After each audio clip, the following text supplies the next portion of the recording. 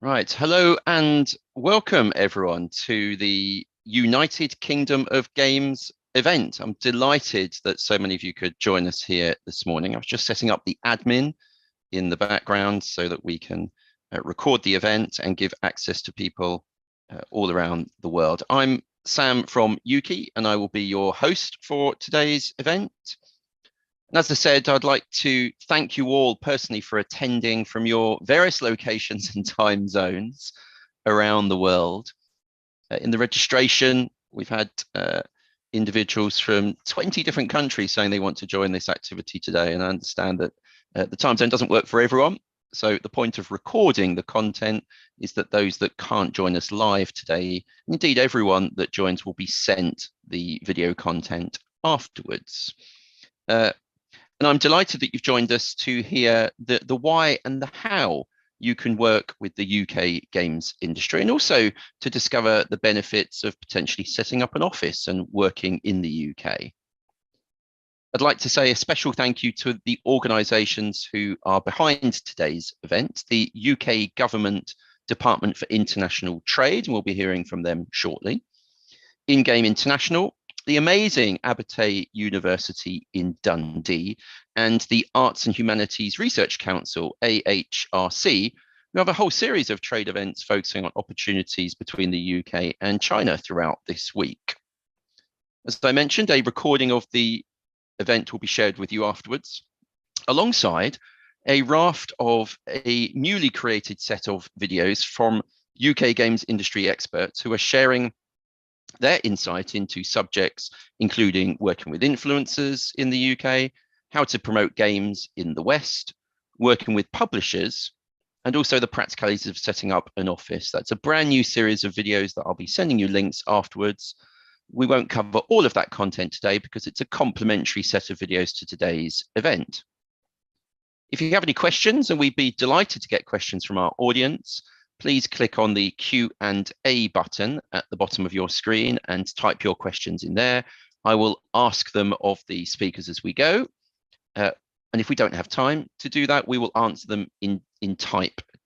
We'll type the answers in, do it in text form so that everyone can see the answers to those questions. So any questions, put them in the Q&A. That'd be brilliant. Now that's quite enough from me.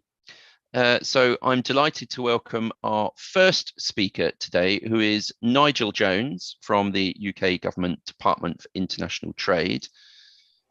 Nigel, how are you doing? I'm good, sir. Thank you for inviting me along today, and hello everybody, whether you're listening live or watching the recording, as you say. I believe you have some slides to share, so I'm going to turn my camera off and hand over to you, and I'll just tell you when we're all good to go. Perfect. I shall start sharing my screen. Let me do this. And if I go into that mode, can someone give me the nod? Yeah, that's beautiful. Full screen, good to go. Over to you, Nigel. Thank you. Lovely. Thank you for that. And listen, thank you for the opportunity again. No, yeah, I've been given a few minutes at the start of this, maybe just to set the scene a little about who we are as the UK's Government Department for International Trade. I'll explain a little about who we are, our services and so on, and I'll talk a bit about the industry. I've tried to steer away a little in terms of too much facts and figures about telling you about the games industry, because I'm conscious we have lots of other speakers throughout the session today who will tell you, but I'll tee a few of them up on a couple of my slides, as we'll see throughout. So for those of you that don't know it, the UK's Department for International Trade, broadly speaking and somewhat oversimplistically, does two main things in the fact that it helps businesses here in the UK to export and to go global from here.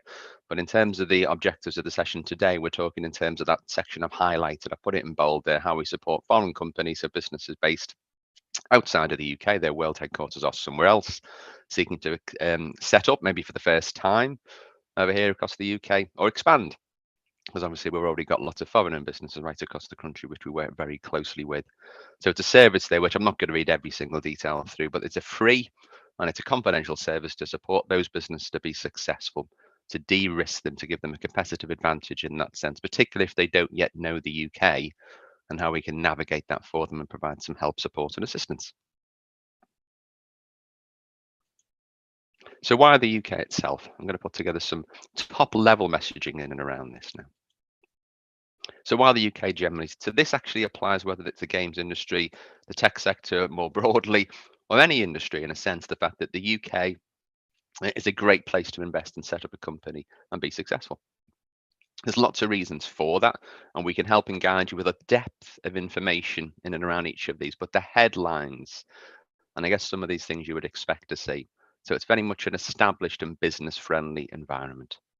It's an internationally competitive tax offering, and there were some specific taxes, obviously, which we'll know about in terms of the game sector itself, which are very competitive globally. We've obviously got that research and innovation landscape, so there's lots of opportunities there in terms of taking the core skills of games into slightly different areas, and that's actually a strength of the UK. We've got a real heritage for many, many years, and a large and talented and highly skilled workforce, which again, I'm sure we'll hear about with some of the other speakers throughout the session today.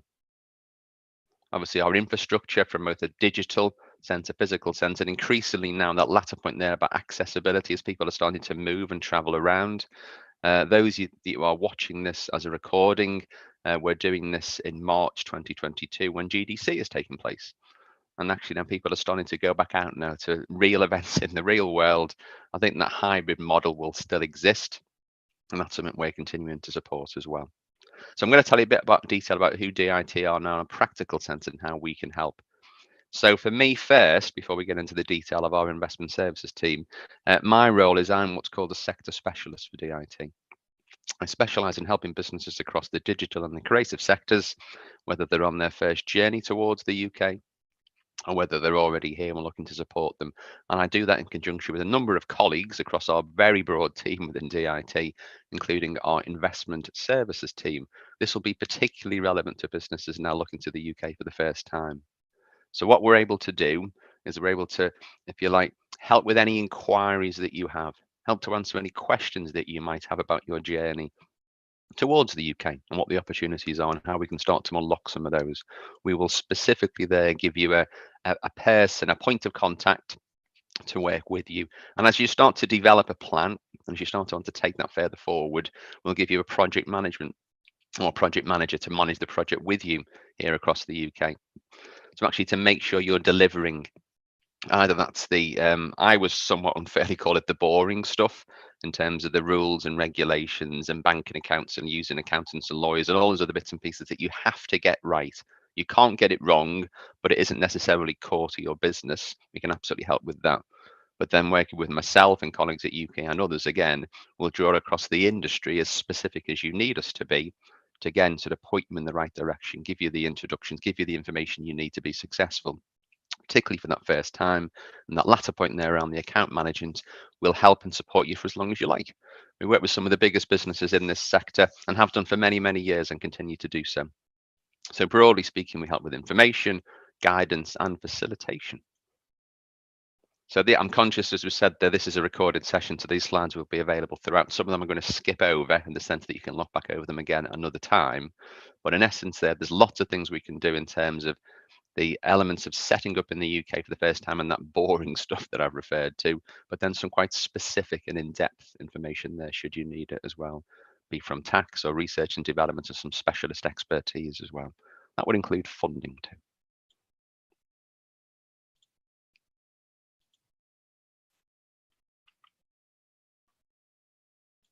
Let's see if my slides seem to have frozen. That's not too clever, is it? There we go. Let's do it that way around. So I'm going to talk now about some of the clusters, associations and events. I'm tending not to read through every single one of these for the same logic. This will be shared afterwards. So this is, if you like, a resource to call upon. This is by no means every single example of, but it is some good examples of some of the universities that we have across the UK, and there are more. So I've put some suggestions in there if that's something you're particularly interested in finding out more about. Likewise, some of the major inward investors that we have. So these are the businesses that we're talking about there that have their world headquarters outside of the UK. This is how we help and support them, and we account manage them. We work with them, have done for many years, and continue to do so and add value to them. So we're a critical friend in that process, if you like, along together with other stakeholders here, including our friends over at UK, of course. And other games companies right across the UK. I did want to make a mention here again. So the top one there is Sumo is probably a good one to give an example of. There's been maybe somewhat, and this might be a theme later on that will come out, some M&A activity or consolidation across the industry over the last number of years, in the sense that the game sector has been relatively robust, to say the least, given the pandemic that we've just come through. So there's interesting movements in and around that, but there's some really, really big players now, either in the UK or from across the world, investing in, including the likes of Sumo more recently there, I'm sure you will know.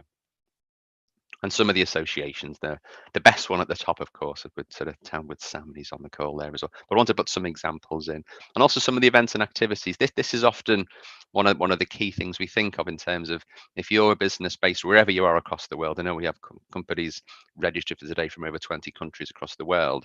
If you're looking to come to the UK, again, this is not all of the events that we have, but some examples of. There are lots of opportunities now to come and be part of the network, to see exactly what's going on, to get a sense of the opportunity there, get a sense of the talent which is available here, and get a sense of the commercial opportunities and your fit within those ecosystems or supply chains as well. And I think a key point throughout here, I would say, if you're looking to come to the UK, to my mind, one of the key aspects of that is you're looking to build some trust and some credibility, either with your partners, organization you work with, and actually importantly, your staff and your employees as well. It helps to actually have that sort of entity here to work with them, and also actually starts to develop those relationships perhaps the way you would like. And a key point I would say is actually it starts to bring some new skills and some new talent into your business. If you're an international company now looking towards the UK, our skills and talent, bringing that into you as a business, helping you to go global with our expertise here, is something to absolutely be aware of. Now, we've got some colleagues on the call today as well. I'm sure they'll have an opportunity to talk to in depth here, but we have something within DIT called High Potential Opportunities, or HPOs. We love an abbreviation at DIT. And that talks in and around specific clusters or areas across the UK where we've been able to articulate quite clearly, and there's a lot of information around this should we need it, about what these propositions are. So we have them in and around gaming, and there's an element of immersive tech crossing over into these now. Now, I know on the call today, we've got Sam.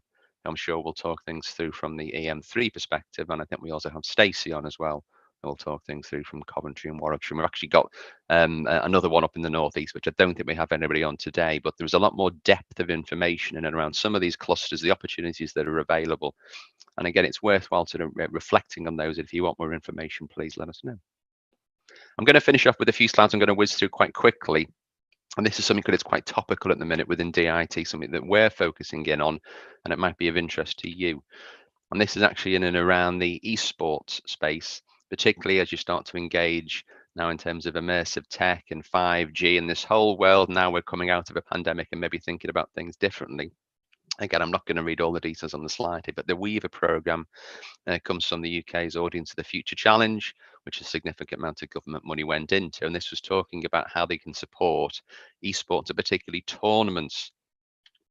So there are a number of organizations involved in this, and we've been working some of these organizations as well, be that from a university perspective, be that from a broadcasting perspective, be that from the esports side itself, or in some instances there as well, some of the immersive tech companies that are involved in it. But it's these sorts of initiatives that maybe give you a different perspective in terms of how and why you wish to engage in the UK. And I think more than ever, esports is something which is perhaps a bit more front of mind, and it's partly because of this. It's partly because in the summer, Birmingham 2022, the Commonwealth Games, so a bit like the Olympics, if you're not familiar with it, takes place here. It takes place in the summer, and there's a specific esports element to it for the first time ever.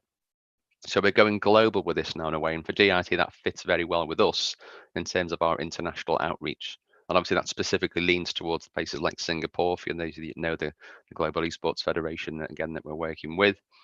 And I wanted to leave you with this thought as well. So there are other examples, but this is actually quite a topical one. This was only announced in the last sort of week or so. And this is a specific facility in Media City, so near Manchester. Again, another one of our clusters that we have across the UK for the game sector, where they're specifically setting up a new game tech and esports campus. So it's going to be a dedicated facility for businesses in game tech and esports itself to cluster together. and they're specifically looking for relatively early stage businesses, probably around 30 of the best globally. So not just even the UK. If you're watching this from outside the UK, this could well be a good solution for you. And it will have an outreach point into the Midlands as well. It's anchored in and around Media City itself. You can read some of these stats here afterwards, but it's very much, as the name would suggest, media. It's anchored on the media sector itself, but it's a broader now facility with around 200, 250 digital companies in. And actually, they're looking at game tech from this perspective. I wanted to leave you with sort of some of these final thoughts, and I'll try and stick to time on this here, Sam, just to say exactly what do we mean by game tech and what do they mean by it. So if you're a business in these areas here, so again, we're taking quite a broad perspective now of the games industry. There are opportunities for you over here in the UK, quite specifically, and we'll unearth these for you. We'll find these for you. We'll try and find the solution there. And in this case, the accelerator model is already reaching out to industry. I know they're keen to get other partners. I know they're keen to get businesses to locate within it. And again, as I say, this is just one example of others, but I was keen to mention this one because it's quite a topical one that's only been announced within the last week or so. So from my perspective, DIT, you've heard about who we are. It's a free and confidential service. We work in conjunction with our stakeholders there. Again, we want you to be successful as a business coming in from another part of the world. And if you want to get in contact with me, there may be some opportunity throughout the session to answer questions, but I'm conscious maybe people want to ask things outside of it too. They're my contact details. If you want to drop me through a connection request on LinkedIn, I've stuck that up there as well. So I wanted to just sort of set the scene. I'm happy to hang around as well if anybody wants to sort of pick up any more questions. But Sam, I think now it's back to yourself and back to the rest of our colleagues throughout the session today. So thank you for allowing me to be part of it. Nigel, thank you very much for taking us through the support provided by DIT. I've been working with DIT within, so I work for UK, the Trade Association here in the UK. Thanks for putting our name at the top of that. Useful people to work with. You know, I mean, I'd like to think we're the best, but anyway, thank you for doing that. But we've worked really closely with DIT over the years. How do you think? You know, I'm not necessarily going to put you on the spot here and give the government perspective. That's a little bit unfair to get you to do that. But I'd be interested in hearing about the way you've seen government's support of games and other creative industries change over the last few years, and where you think that might be heading in the future. I think it is actually a really interesting point, and you're right. I can't sort of speak for the government perspective, but I can certainly speak from a kind of a reasonably close perspective in terms of the people I work with there, either at DIT or DCMS or other government departments there as well. And the cliched answer is that it's more important than ever. I think it's one of these ones that maybe in years gone by, maybe I hadn't sort of had the credibility, if that's the right word, in government circles, to really understand that it's a proper job, it's a proper sector, and what the value was against it. I think, however, we've been doing this long enough now to be able to evidence a lot of that. I think it's become far more visible than ever before. And I think we're able to demonstrate results better and more than ever before. And I think, horrible and insensitive though it may sound, and I referred to it briefly when I was talking through my presentation there again, the last couple of years in the pandemic we've gone through, more than ever, maybe bring it to the front of mind of people as well, in the sense that it creates a lot of, and this is in the government language, I guess, economic value for the UK here, but importantly globally. It is one of these natural industries which goes global, and we very much punch above our weight in that sector. So I think the more we do, the more credible it becomes, and absolutely it's one of these ones that we're keen to support more than ever before. And I say from our perspective, and again I referred to it briefly, it takes us into different areas. I've referenced things like immersive tech there and gamification and so on. It's underpinning so much of the activity. So I think now more than ever is the honest answer. It's sort of far higher up the tree. Thank you very much for that. I'm delighted to say that Yuki, working with DIT, will be organising a major stand this year at Gamescom in Cologne in Germany, the major trade event for games in Europe. And traditionally, we'd be going to China Joy. That looks unlikely at the moment, given the access to the market, but plenty of opportunities there for overseas businesses to come and meet UK companies and working in tandem with DIT. So thank you very much for today, Nigel, but also for ongoing support from Department for International Trade. We're going to pivot slightly here, and rather than looking at the national picture, we're going to delve into some of the regions. So Hayley is going to look after this panel. Good morning, Hayley. Lovely to see you. And your panel today, I'll let them add their cameras on and hand over to you. Lovely. And thank you so much. Good morning, everyone. Hello, I'm currently in Stockholm. And as we were talking about before, it is lovely weather, which is amazing. So for this panel, we are going to be talking to regional experts. So I'm going to be talking with Sam, Stacy, and Brian about each of their regions. So to start off with, could you each introduce yourself and your region and your regional expertise? Sam, can we start with you? Yeah, sure. Good morning, everyone. Well, I know there's people joining from around the world, so whatever time it might be. But thanks for having me. My name is Sam Reed, and I'm a games sector specialist at Enterprise M3. And as an organisation, we look after a whole region in the southeast of the UK that includes Guildford, which has been called the Hollywood of games in the past. So my job really revolves around helping Guildford's games industry to grow. And we've been doing that through developing initiatives like Guildford.games, which is a website with lots of resource for you to learn about Guildford's games industry, its history of game development, the companies that are here, and also putting together some outreach style events like Guildford Games Festival, which we run at the end of each year, taking place on Steam and helping people understand the kind of career opportunities that are available within games, generally shouting about everything amazing that Guildford has done and is doing. Excellent, thank you. Stacy, how about yourself? Hi, thanks.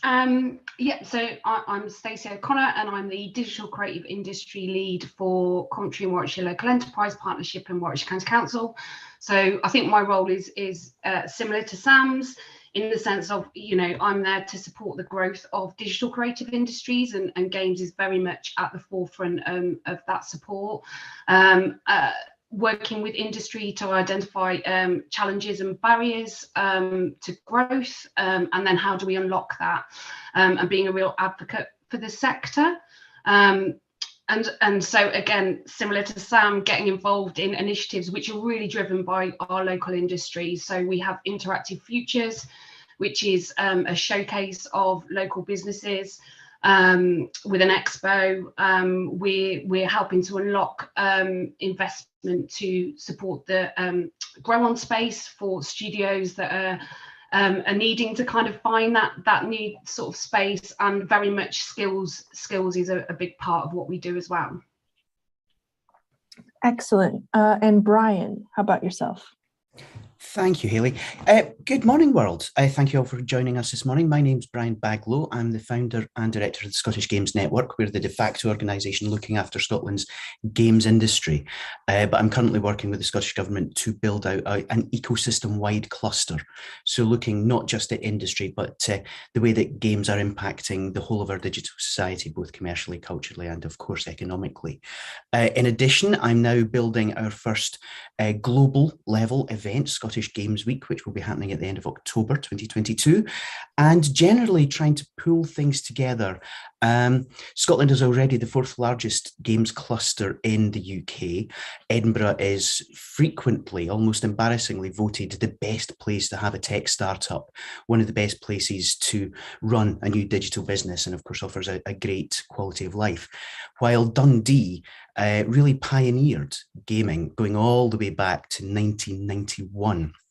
When we first released Lemmings, which went on to become the international global superstar hit. So, 3 decades of game development experience. And we have one of the richest and most vibrant talent pipelines across the whole of the UK. 11 colleges and 7 universities producing games graduates of some kind, including our friends at Abertay, of course. So it really is an incredible place to be, with not just a proud legacy producing Lemmings, Grand Theft Auto, Red Dead Redemption, and so on and so forth, as well as the console versions of Minecraft. But we have a really vibrant and rich indie subculture with lots of companies coming through, not just creating video games, but working in the games tech ecosystem and looking at the ways in which games are being applied and impacted in healthcare, education, so on and so forth. So it's a fabulous, fabulous place to be. And of course, the scenery is wonderful. Excellent, excellent. Thank you, Brian. So the next question that we have is what makes your region a strong place for games companies to do business? Now, Brian, you kind of already answered that, but do you have anything to add? Yeah. Going back so far, we actually have quite a lot of experience and expertise in and around government and public sector. So the public sector organisations in Scotland are unique. We have Scottish Enterprise, Scottish Development International, Highlands and Islands Enterprise, and so on. So we have a real sort of depth of understanding, not just on the commercial side, but also culturally. Creative Scotland looks after the whole of the creative, cultural and artistic sort of scene up here in Scotland in terms of funding, expertise, guidance, and so on and so forth. So we actually have a real tight-knit community of people who understand the game sector, the challenges it faces, and we have quite a focused and sustained level of support for companies from the very earliest stage startups all the way through to growth and indeed scale. Excellent. Thank you, Brian. Stacey, what makes your region a good place for games companies? I think the fact that we have a concentrated cluster in a really small area, so the majority of our businesses are anchored around the town of Leamington Spa, and that gives a real sense of community. There's competition between local companies, but actually it's really collaborative about wanting everybody to do well. And we have such a mixture from, large AAA studios right the way through to small micro studios and indie developers, that creates a really great ecosystem for growth and being able to support one another. So for us, that's definitely an added advantage. Being in the centre of the UK as well means that we've got over 21 universities all offering kind of courses that are really accessible for students.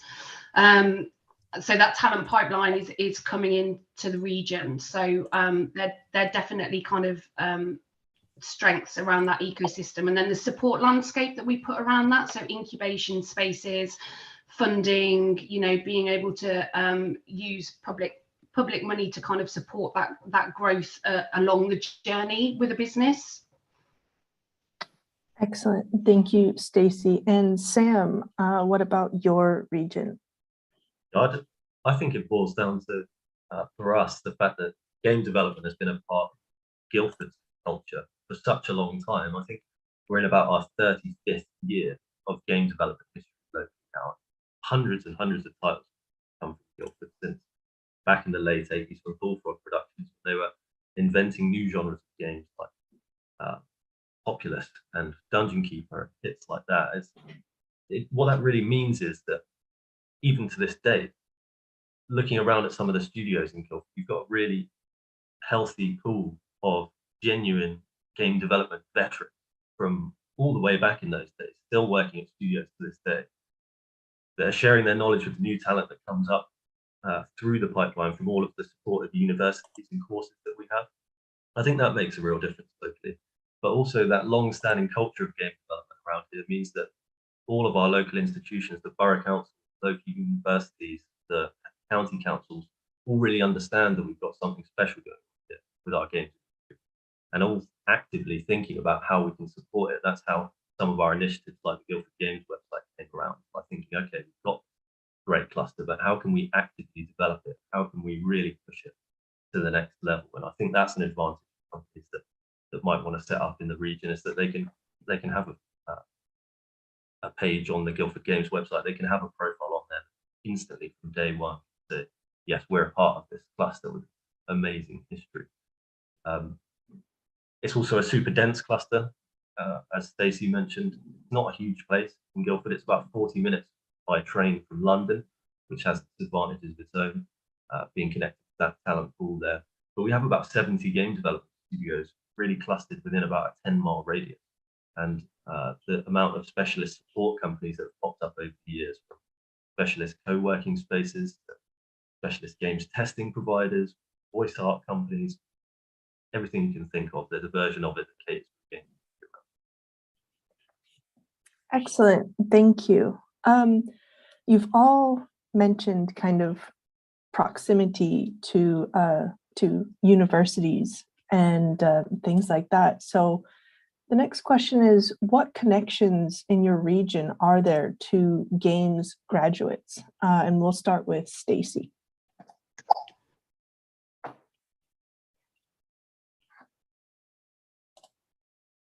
Nope, Stacy, are you there?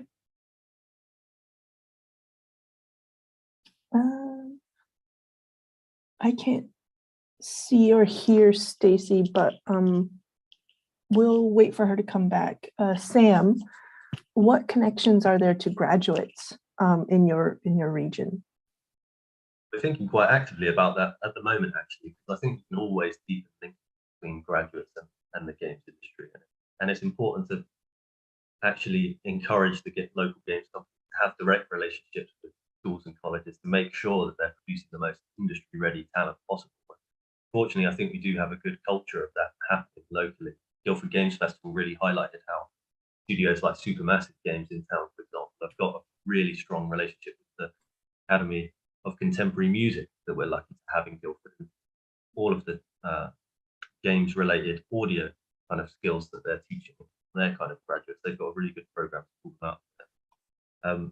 I'll just highlight a couple of interesting universities we have locally. I've got a bit of an echo.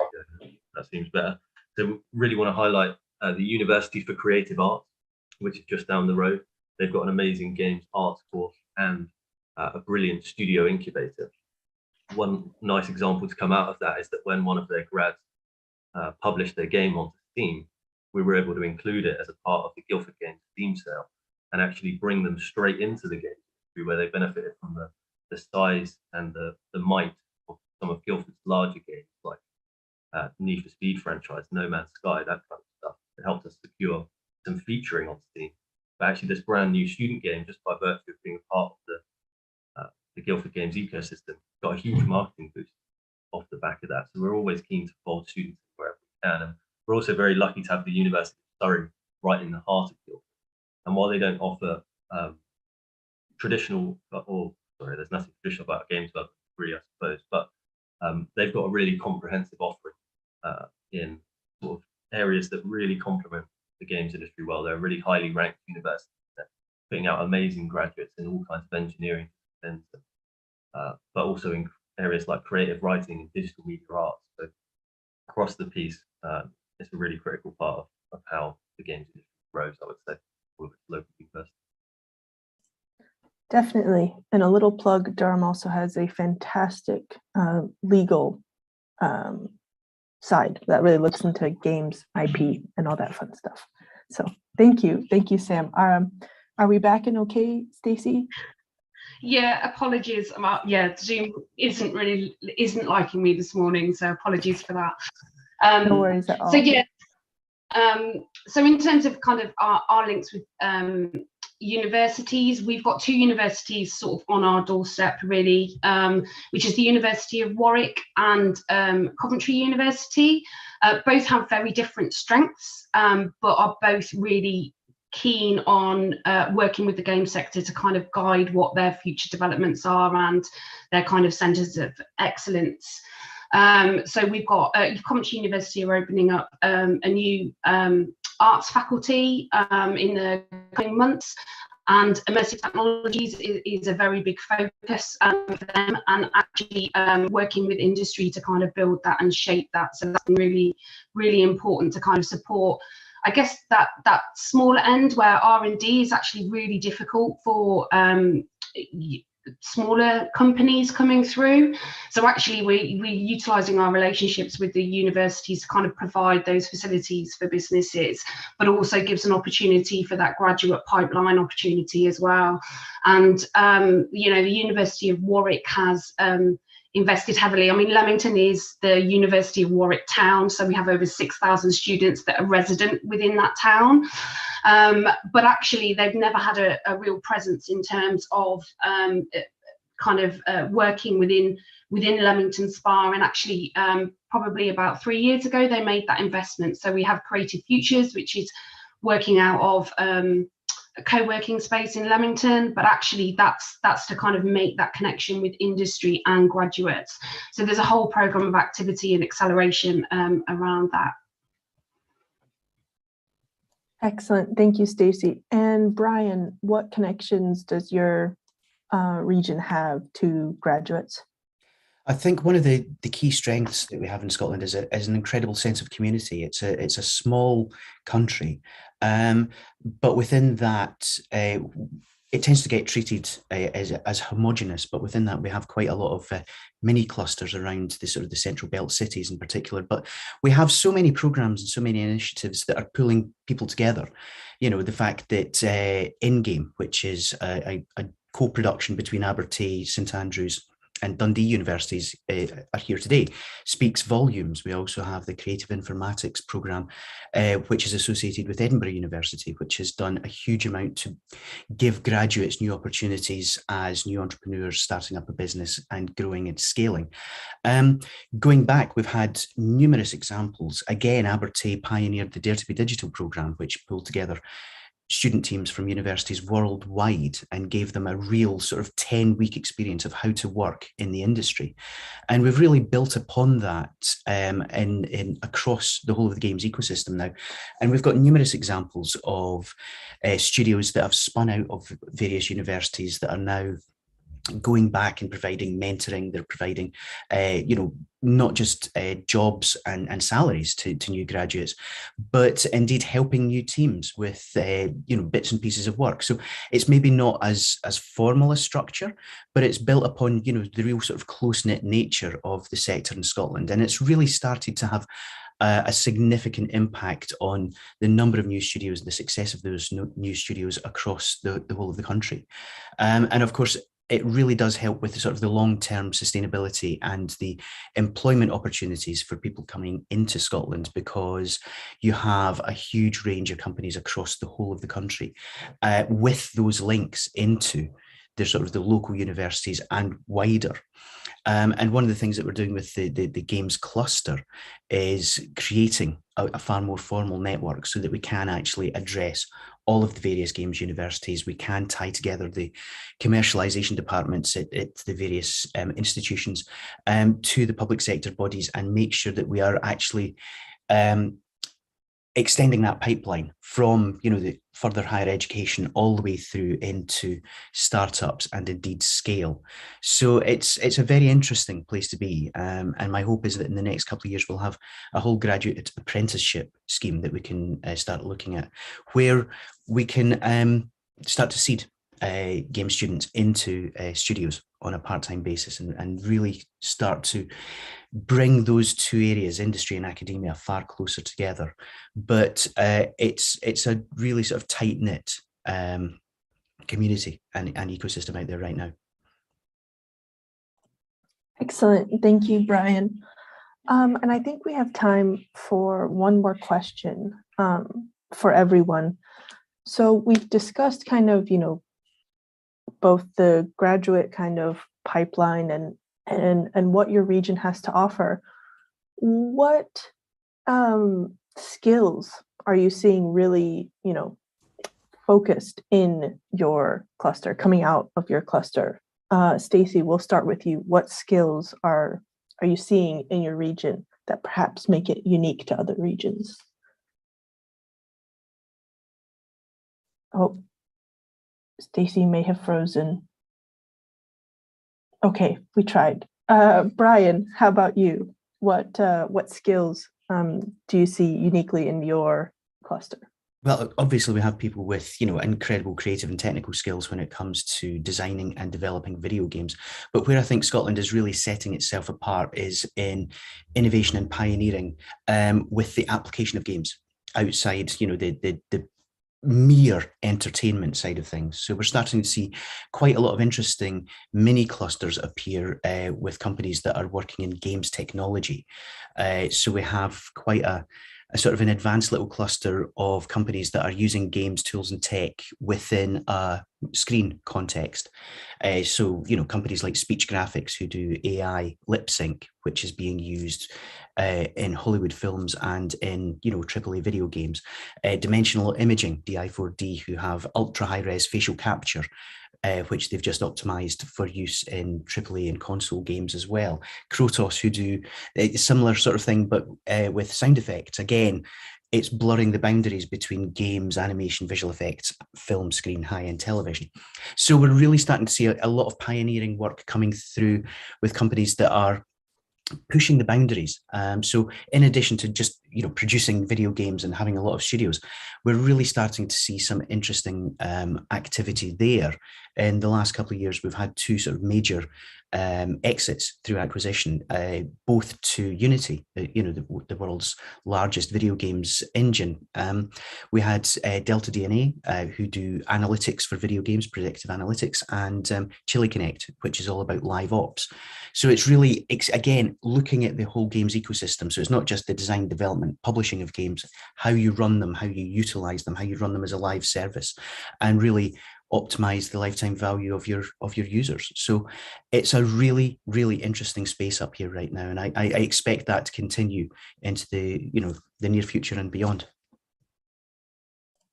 Excellent, thank you, Brian. Stacey, do we have you back?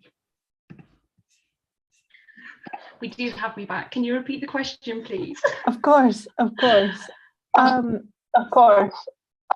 What skills do you see kind of coming from the graduate pipeline, and what skills do you see in your region that make it unique? I think the variety of different studios that we've got means that actually we have a really varied ecosystem of talent. But what we're also seeing is really interesting collaborations across sector. We also have a really strong automotive and future mobility sector, and actually we're seeing some really innovative work happening between that in terms of the games technology. So picking up on what Brian was saying, and actually how can you utilize that in other sectors. So certainly around virtual production, we've got Unity working with the Manufacturing Technology Centre around product visualization, and how do you take some of the skill sets from the game sector, but actually transfer that into manufacturing or automotive, who are really keen to kind of capitalize on some of those skill sets. So innovation is definitely something that we're seeing, and actually the graduate pool is feeding that, coming with new ideas, and so that's kind of really being embraced.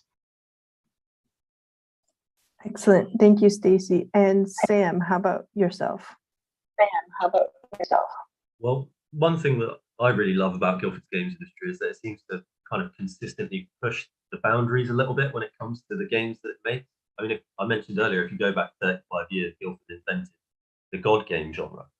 It's still doing that kind of thing today. And I think that makes it really fertile ground for students to come and learn on the job once they have finished their studies, pick up skills that perhaps you can't pick up in other parts of the UK's games industry. Just a couple of examples, like Hello Games, when they made No Man's Sky, absolutely pushed the boundaries of procedural generation technology in games. We're talking about infinite, expansive universe level stuff that people can have the chance to actually contribute to by working for them and working for them as a studio in Guildford. Media Molecule, another amazing example, their recent product Dream. It doesn't even feel right to call it a game necessarily. It's more of a game engine, but it's a game for making games. It lets people at home, anyone with a PS4, get into game making all on their own, and they've got a really interesting community built up around that project of amazing makers and creators that Media Molecule are actually hiring directly from that community. So, I mean, we're also home to Europe's largest dedicated virtual reality developer in Endream. So I think, yeah, that's what makes Guildford stand out to me, is how much experimentation still goes on at a very high level and is actually really successfully executed all the time. It keeps advancing the art. And I think that makes it a great place for students to continue learning. after they finish their study. Keep experimenting with new stuff. Amazing. Thank you all for your time on this panel. Those were some really incredible answers, all about your really interesting and diverse clusters that you've got around the UK. So thank you all very much. And I will pass back over to Sam from Yuki. Thanks, Hayley. Thanks, folks. Thanks, Hayley. Thanks, folks. Thank you. Wonderful, Hayley. Thank you very much to you and your panel for looking at the UK in all of the regions. You'll notice, our audience, that there was didn't have a representative from the London group. There are games companies all across the UK, and that's the point we were trying to emphasize today. A third, 33% of all games businesses in the UK are located in London, but the spread of games companies is all across the UK. And because the UK is such a small country, everything is easily accessible. So it's definitely worth looking. I put a link to the games map in the chat. It's worth having a look at where the games companies are located, and you'll see certain areas of specialization, which is fascinating. So thank you to the panel, and I'd like to welcome our final group of contributors today. So we've had a look at the national picture and the regional picture. We're now going to chat to some games companies themselves. So if Stephanie, James and Ranjani can join me, I will remove that pin. James, I can see you to start with. How are you doing today? I'm doing okay, thanks. I'm a little better than I have been over previous days. Yes, we've been keeping in touch about that, but really pleased that you can join us here today. And also Stephanie and Ranjani. I'm going to get you all to do short introductions on yourself, actually, just 2 minutes, who you are, a little bit about your studio, where you're located. James, because you're on my screen, I am going to start with you, if that's okay. So yeah, sounds good. Good morning, everyone. I'm James. I'm the managing director of Sharkmob London. We are a central London-based AAA video games company, fairly new company. We've been around for about 18 months. We were founded in September 2020. And we have our parent company in Sweden, in Malmö, Sweden, Sharkmob, 5 years old, and Sharkmob is wholly owned by Tencent Studios. So when we opened our London studio, we were both an investment from a Swedish company and a Chinese company in partnership.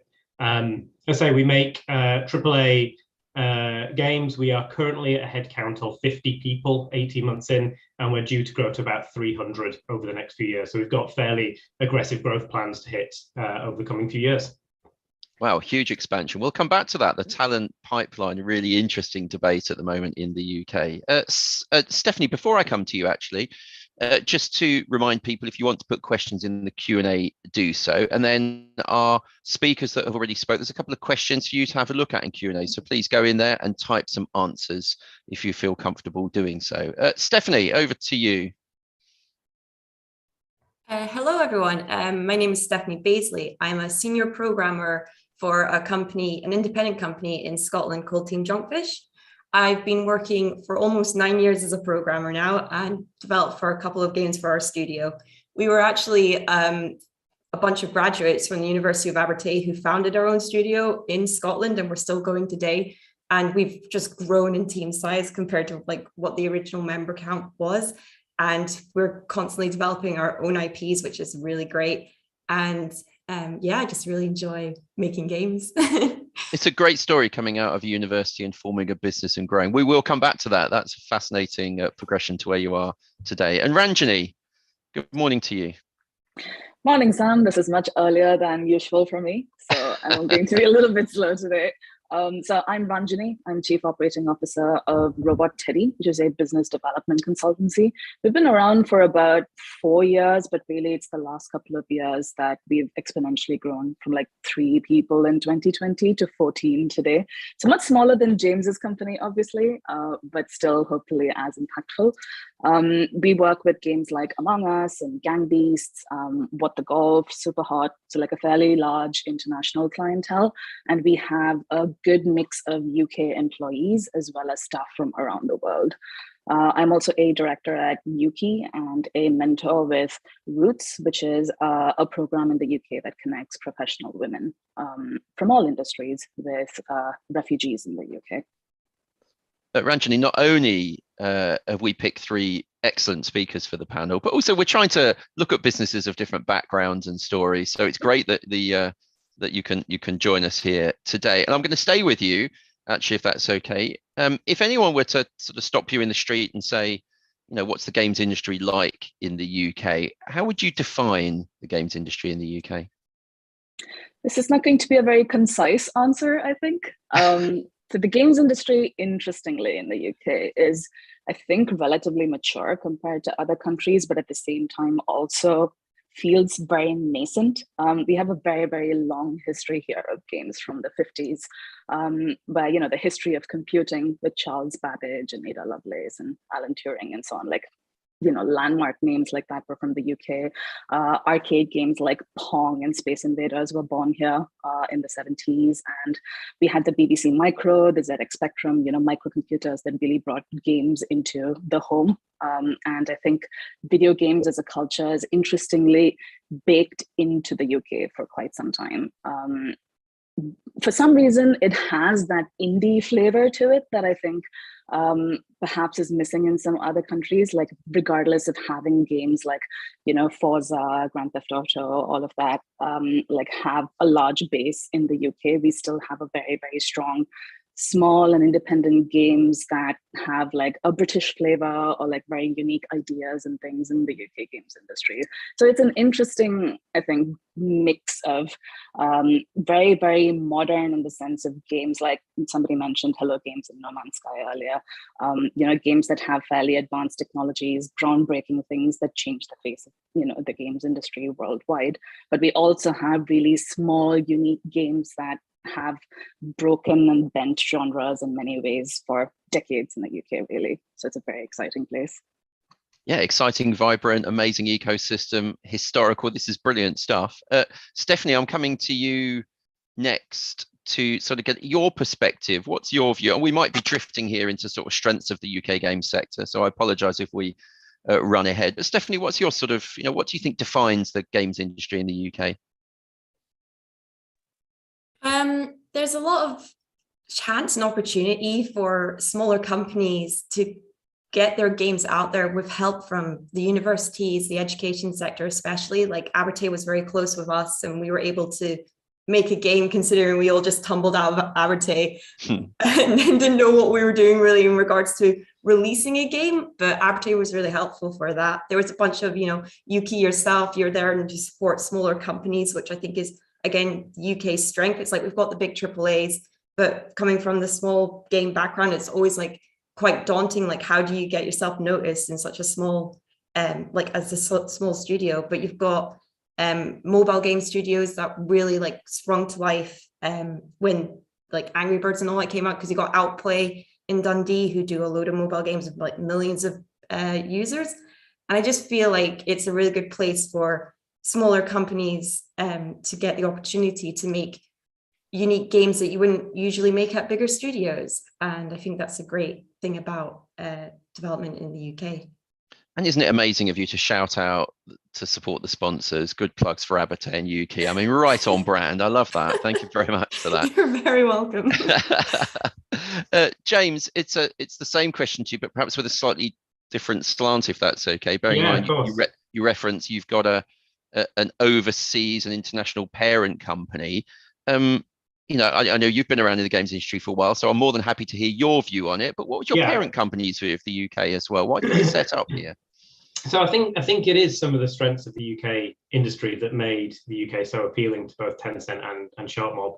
As Ranjani touched on, we're one of the oldest games industries in the world. We've been around for a very, very long time, since the very kind of early seeds of making video games in the world. And that means we've both got a huge talent pool in the UK, but we've also got a lot of British people who've moved overseas to work in the US, Canada, the rest of Europe, Asia. So our UK Games Force has now become a global games force, which means the UK expats are a very experienced, diverse group of game developers. And part of our ambition was to pull some of those people back, particularly now we're seeing investment in the UK growing. So the maturity, the age, and the depth of experience in the UK talent pool, both here and internationally, was seen as a very important thing for us. We also saw it's quite important that compared to a lot of other countries, the UK is geographically very, very small. So that game talent is also very, very condensed. So for us based in London, we saw in the last panel that we've got Guildford, we've got Cambridge, we've got Leamington Spa, all as key game hubs, all within an hour and 20 minutes of travel of central London. So really, aside from Scotland, which is only, again, about 4 hours away on the train, you can get anywhere in the UK incredibly quickly, particularly compared to the United States or Canada, which means we can move people relatively easily as we need to. It means the industry is incredibly tight-knit, and therefore we have a quite tight-knit support structure as well. I personally have the sense that more than other countries that I've visited and spent time in as a game developer, UK developers tend to know each other quite well. They tend to support each other quite well, happy to recommend support infrastructure as required. We have great teams like Yuki who are here to support us all collectively. So talent was a big pull, and access talent was a big pull, but also the supporting infrastructure and the maturity of that supporting infrastructure in the UK was a big reason for looking at setting up here. We will get to the talent question in a second, but just you made me think of a couple of things while you were talking, and thank you for that really good answer. It's just making me think we're now starting to see people retire who have worked in the games industry. You know, we've been around long enough. That's a brand new concept for us. And I certainly like the idea that no one is ever too far apart. You know, UK companies are very good at understanding that they're not competing with their neighbor, the same developer in the same street. They're competing globally. So there's no reason why you shouldn't work together in tandem with people who perhaps other people might conceive or perceive as being competitors. So really nice. Thank you for that. While I've got you on screen, James, talking about the sort of the finance, you referenced that there's investment coming into the games industry. How is that manifesting itself? How is that playing out? And what I mean, we know what the benefits are of funding coming in, but why is that happening, do you think? So I think part of it is a global trend. I think we're at a time where the demand for content is outstripping the amount of content being produced, particularly as we're seeing platform holders increasingly looking at subscription services and potentially longer term streaming services, things like Game Pass. I'm a big believer in our industry is eventually going to follow the television model to some degree, and those models rely heavily on having a vast amount of content. And so I think we're just in this world right now where more and more developers are required, and we're increasingly seeing platform holders invest that way. Similarly, I think as we went through the COVID pandemic and we saw a massive uptrend in games businesses, one of the few businesses that did incredibly well during the COVID period, non-games investors are starting to look more at games than they previously would have done. So I think there's a lot more interest in games investment now than there ever has been. And I think that's global, but I think the UK is seeing a key focus because of some of the strengths we were talking about a little bit earlier on. The fact that there is an extensive talent pool, the fact that it's a mature ecosystem, the fact that there's a huge amount of diversity in the types of games, but also kind of access to platform holders, access to other countries. So I think it's part of a global trend.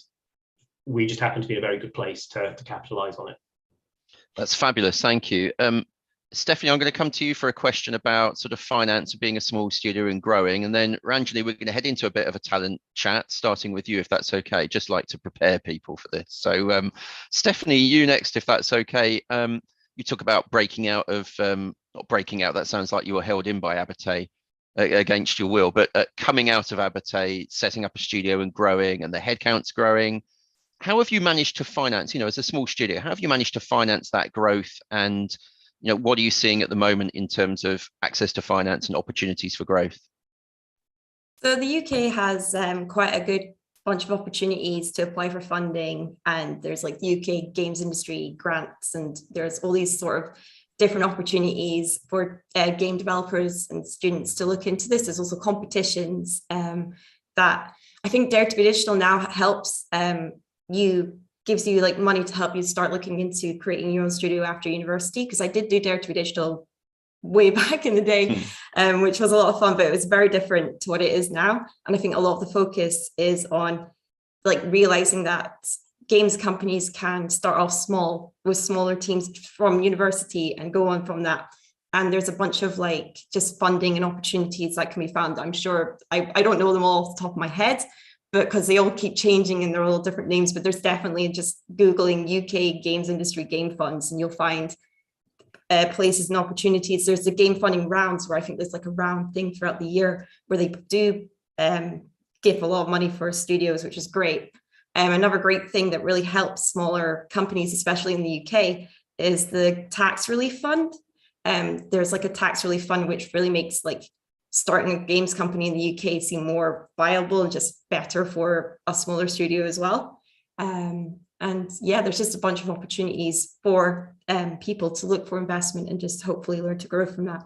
Obviously, growth comes from if your game does well. So, you know, we were lucky with Monstrum. Monstrum was our first game and it did really well. So we're just going to keep going from that for our current games. We've got 3 games out now. So it's obviously, as I said, the more games, the more content, the more people can play your games. And as James touched on, it's like there is a demand for games content and they're just not coming out fast enough. Like you're seeing streamers and YouTubers and that just running out of content, and you can see them just being bored playing the same game over and over again because games take so long to make that it's not an easy thing to do, which is why it's, you know, smaller studios, even bigger studios are able to like branch off and possibly create different games and genres, but the funding opportunities are there for small studios. Like you've also got investors which might look into the UK industry and just be like, I've seen this smaller company, I see what they can do, I have an idea, I might want to invest in them, and so on and so forth. And I think that's really valuable for what the games industry has to offer. Yeah, thank you for that. That's fascinating. You've touched on so many things there. The increased investment from overseas, the opportunities for small companies to start video games, tax relief, amazing thing. I mean, it's a brilliant thing that we have in the UK, where incredibly you can get back in tax relief from government up to 20% of your development costs. That's what the numbers work out as being. It's an incredible thing that government is supporting the UK development with, and that includes salaries of staff. So when I do the follow-up to this, I will send out some details about that. So thank you for highlighting that for everyone. That's brilliant. And yes, like you said, making a game like Monstrum certainly helps. A former UK Game of the Show winner at Gamescom was a brilliant product. Ranjani, we've talked, so thank you, Stephanie. We've mentioned talent. The UK has always claimed, and probably quite rightly, to have an excellent talent pool, Ranjani. But looking at that talent pool, is it good enough for today's market? Is it good enough for the future? And where does the talent come from in the UK? That's a very interesting question, Sam. So I think in the UK, in the past, like we've sort of been mired in that idea that you do school, then you go to a university, then you get a job after that. And creative industries, especially like games, don't follow that traditional model a lot of the time. And people have fallen into traps there that has made finding the right people pretty hard. But I think over the last 4 to 5 years, especially, that's changed quite dramatically because universities have been listening to the industries and they've been modifying their programs to a large extent. And we can see that in all of these game hubs, there are like good brand names of universities with, you know, sterling programs that create graduates. We have one on this panel today that end up going into the industry and creating new businesses and new ideas. So that's definitely a strong pool for things. The interesting thing about a lot of overseas games industry talent is that people tend to start young and they tend to just create games with their friends, and they have that attitude of just doing things in their spare time and learning skills, not just on their main job, but also constantly adding to their CV personally. And I think that culture has come to the UK as well. And I don't mean to endorse hustle culture in the sense of everything that you do needs to be monetized and you need to be working 24/7 and so on. But that fundamental idea of your job is not just your 9 to 5, but is also something that you professionalize yourself in and become an expert in through means other than just doing your 9 to 5. I think that idea has come to the UK quite strongly. So you have lots of local gaming communities. I think the earlier panel touched on a lot of the main regions in which game hubs have sprouted up. And it's not just about initiatives to create interest in games, it's also people finding like-minded gamers and game creators and starting things themselves. Finally, in the UK, I think a lot of great initiatives have been founded. Like, I think we talked earlier about people actually getting to retire in the UK games industry now. We've started creating this self-funding cycle of people who have grown up and gained leadership positions and positions of power in the UK games industry and want to create the change that did not exist when they were growing up in it. So initiatives like Pock and Play, for example, have been founded where you can basically elevate diversity and find talent where you would normally not be able to find it. Like, diversity is essential to adding to creativity, to finding other types of viewpoints, to make your games appealing, not just to your local industry or to your country, but internationally. And we have initiatives like Pock and Play, like I said. We have Limit Break mentorships. We have lots of companies that have started their own initiatives internally, like Splash Damage, I think, has one for helping people enter the games industry. So there's lots of programs like that now where successful people want to share the success and bring in the next generation of talent. And I would love to see a lot more of that happening. And that is genuinely where we will become and stay very competitive in the international games industry. Yeah, it's a really forward-thinking view. Thank you very much for sharing that with us. Now, let's see if we can put that into practical steps by coming to James, who has told us that his company is going to be expanding quite dramatically. So James, where is that talent going to come from? Yeah, so I think it's fair to say that it is a very fiercely competitive time right now for recruitment, because lots of people are growing and we're all looking for the same kind of talent. As Ranjani mentioned, there is a good influx of new talent coming into the industry at the junior levels from the various programs that were just mentioned. We are actively, as I was saying earlier, looking to pull expats back from overseas. And I'm starting to get a feeling that is something that's becoming easier and easier to do. We're seeing quite a bit of success talking to people who emigrated out to, say, the US and Canada about 10, 15 years ago, when we saw a good movement from the UK shift out there. Now interested in coming back to the UK. But fortunately for us, I think the UK and probably London in particular is also quite an attractive place for international candidates to come and work. And the visa program, from our experience at least, has been fairly lightweight, especially because a lot of the games jobs that we would look to hire overseas for are on the occupational shortlist, which means we can fast track people into visa positions. So if I look at the makeup of our team right now, I'd estimate maybe 25-30% are international candidates who've moved from overseas, and we've got people from all over the world. I'd say of the rest of the people, we're fairly limited on junior graduates at the moment. We've probably got 10-15% of that remaining group are people new to the industry, although we'll be expanding that over the coming years. But looking forward, as we look to continue scaling, we'll be looking at all those fronts: local industry talent, international talent, expats. We'll be working very, very closely with various university programs.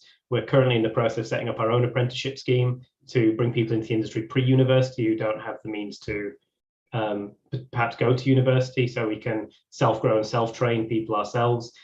So it is a very competitive time, but there are lots and lots and lots of different opportunities and places to go hunting and looking. And so far, at least, we've been hiring roughly 1 to 2 people a week.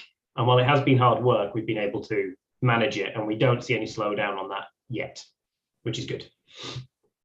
Yeah, the stats show, if you look at the growth in employment, there was some research that came out from Screen Business just before Christmas talking about the employment levels in the UK. It's supporting everything that our speakers have said today. The games industry is growing, it's expanding, it's recruiting more people, finance is coming into it. There's a lot of people coming in from overseas. It's all moving in the right direction, which is fabulous news.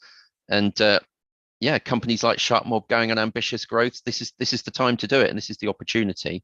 There is that question of whether we can actually bring people in from other creative industries and those from outside of our core talent pool, and that'll be interesting to see how we do that. That's actually a good point, Sam. We've probably hired 3 or 4 people of our 50 so far from the VFX, television, film industries. Okay. Actually, we've got a couple of producers that came from outside the industry as well. So I think it is also a potential growth opportunity for us, looking outside of our own industry and seeing where we can help people sidestep across into the industry. That's a really good point. We are coming to the end of this. I'm going to come back to you all in a second. I've got a quick question for you, Stephanie, about mobile that you referenced a second ago, if that's okay. And I'm going to come back to you all with a sort of final thoughts. What does the future for the games industry look like? What are you sort of excited about for games in the UK in the future? But Stephanie, before we get to that, you referenced earlier about mobile studios. The UK's always been perceived as being a bit of a console market, and it's true. A lot of the most important and most influential console games for the last 10 or 20 years have actually been created in the UK. But is it safe to say that we're not a console market anymore, or what's your view on that? I would definitely say so, because all of our games have been for PC mainly. So the PC gaming market is huge. You've got platforms like Steam, which allow you to release your game and people around the world can buy it anywhere. So like a lot of the games coming out are also just like being ported to console, because they can start off from PC and then be ported to console later, which is what happened with our games. But primarily, I think a lot of the smaller studios, just because, I mean, everyone develops on PCs. There's like this a weird, like mystical thing where game developers are, it's like, oh, but we're all developing on PC. So it makes sense to release on PC. But there's the mobile market as well, which is still really big in terms of just like companies and branching out. So you've got PC development, mobile game development, you've got VR and AR applications as well, which are quite popular in the UK. I've seen a good few come out from that. And of course, you've got console development, but console development is, for a smaller studio, is a lot more difficult to do, because you're developing the game, but you're also maybe having to port the game. It's quite a lot of time and money to invest in console development, which it is worth it because consoles are huge. But primarily, I wouldn't say we are a console market. I mean, obviously, you've got GTA, which is huge, but I think GTA also comes out on PC as well now. So I would say like the UK is definitely diverse from console and has aimed for the different hardware, which I think is great.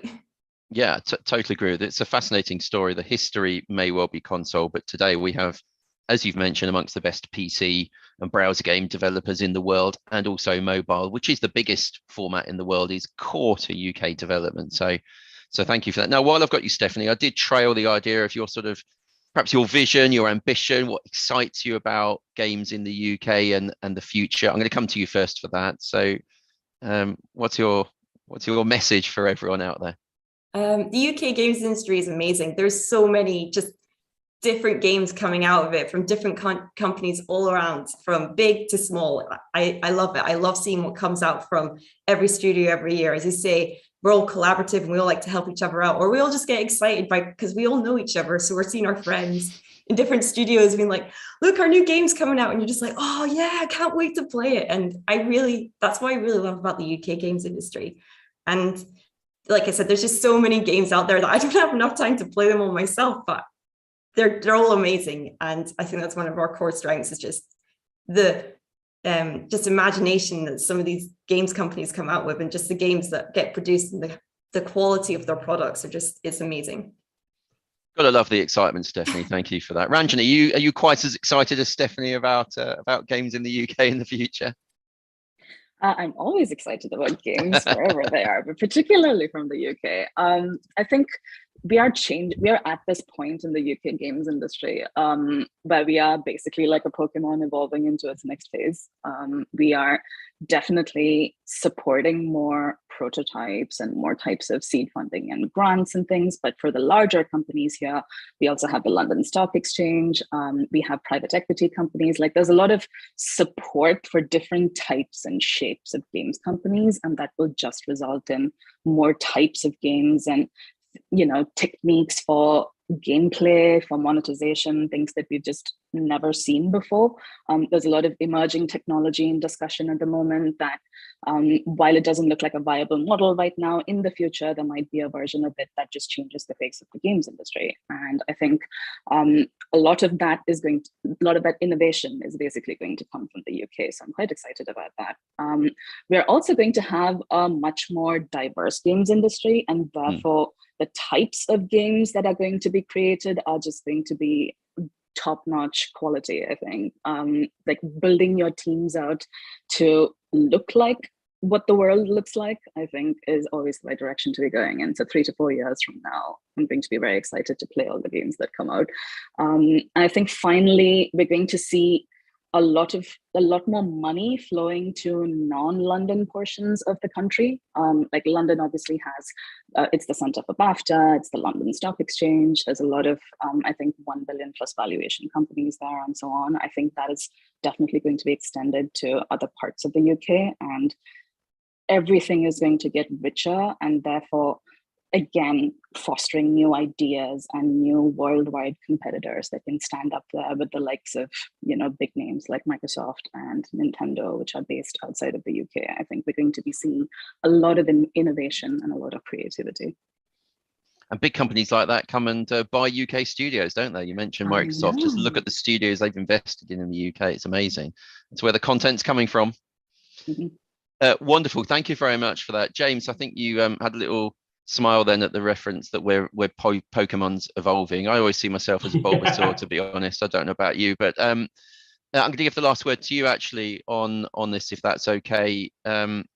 What's your sort of vision for the future? What excites you about games in the UK? Yeah, I think the Pokemon Ready to Evolve is a great analogy, actually. I think we're in a really interesting time in the UK games industry where so many positive things are coming together at the same time. We are a mature industry that has a lot of experience. I think we're one of the more diverse, balanced games industries out there in terms of the types of content, the type of platforms that we release for. London is the home of almost every big platform provider, which is great for support. We have a huge number of very long tail, well-respected AAAs. Lots of mobile companies make their home here in the UK, huge indie scene. And it feels like there's a good balance across all these different areas of games, which is great for the diversity of creative output that comes out of the country. Huge amount of, again, experience, mature support from the financing side, from the legal side, from the HR side. And some of these companies are very game specialized now, which is incredibly useful. And something you mentioned, Stephanie and Sam, earlier on, I don't think we can underestimate the power of the video games tax relief system in the UK, which can effectively reduce your costs by 20% or around 20%, which makes us one of the more cost competitive countries in the world to make games when you are careful about how you kind of manage your finances. So we've got all of these wonderful things that seem to have come together all at once that along with this kind of increase of investment that we're seeing flowing into the UK, which can only foretell very, very exciting times ahead for me. I feel like the UK games industry is going to have a real boom over the next few years, and we are going to see some incredible innovations, some incredible products, some incredible teams appear over the next few years that are going to have a huge impact on the world stage in games. So yeah, very, very exciting times. Very exciting times to be in the UK games industry. Amazing. Thank you very much, all three of you, for your contributions to the panel today and that real positive attitude. We've heard about the studio growth supported by this strong ecosystem in the UK, access to talent and finance being crucial to that, the increase in diversity, which means we're going to get great new content that's going to be leading the world and cross-platform development as well. And this is a great opportunity to collaborate and work in partnership with the UK. The studios are open to work with people around the world and to try and work together in tandem to create those opportunities. So I'd like to thank all of our speakers today for talking so positively and broadly and informatively about the UK, to Nigel, to Hayley for running our first panel with Brian, Stacey and Sam, and also to Stephanie, James and Ranjani, who concluded our activities today. I'm going to bring the event to a close in a second. I noticed there are still some questions in the Q&A, so if any of our panelists want to answer some of those questions, please feel free to stay on for a minute and see some of those answers, our wonderful attendees today. But lastly, I'd like to thank you, our audience, for joining us here today. I will be doing a follow-up. You will hear from me with access to the video content and some of the things that we've talked about today. But let's start those conversations and work in partnership. Thanks very much for your time.